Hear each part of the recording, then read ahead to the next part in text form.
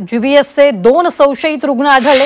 दोन्ही रुग्णांवर खासगी रुग्णालयात सध्या उपचार सुरू आहेत। सोलापुरातील एक जीबीएस संशयिताचा पुण्यात उपचारादरम्यान काल मृत्यू झालेला होता। मात्र आत्ताच्या क्षणाची सोलापुरात ही सगळ्यात मोठी बातमी। सोलापुरातून जीबीएसचे 2 संशयित रुग्ण आढळलेले आहेत। या संदर्भात ताजे अपडेट देत आहेत आपले प्रतिनिधी अभिषेक आदेप्पा। अभिषेक, काय ताजे अपडेट आहे? सध्या सोलापुरात जीबीएसचे 2 रुग्ण आढळल्याची माहिती आहे।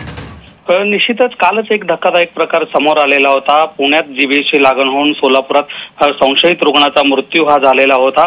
त्यानंतर महापालिका प्रशासनाने शहरातील सर्व खासगी रुग्णालयांना आदेश दिलेले होते, अशा पद्धतीचे संशयित रुग्ण कुठे असतील तर आम्हाला तुम्ही माहिती कळवा।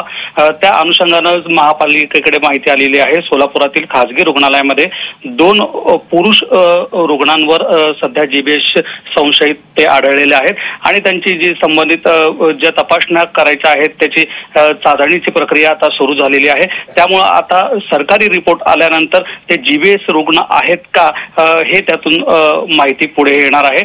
मात्र महापालिकेने देखील आता आवाहन केलेलं आहे की नागरिकांनी घाबरण्याचं कारण नाही, मात्र काळजी प्रत्येकाने घेतलेली पाहिजे, अशा पद्धतीचं आवाहन महापालिकेच्या वतीने करण्यात आलेलं आहे। धन्यवाद अभिषेक ताजे अपडेट देण्यासाठी। आम्ही वेळोवेळी तुमच्याकडून या संदर्भातले ताजे अपडेट घेत राहणार आहोत।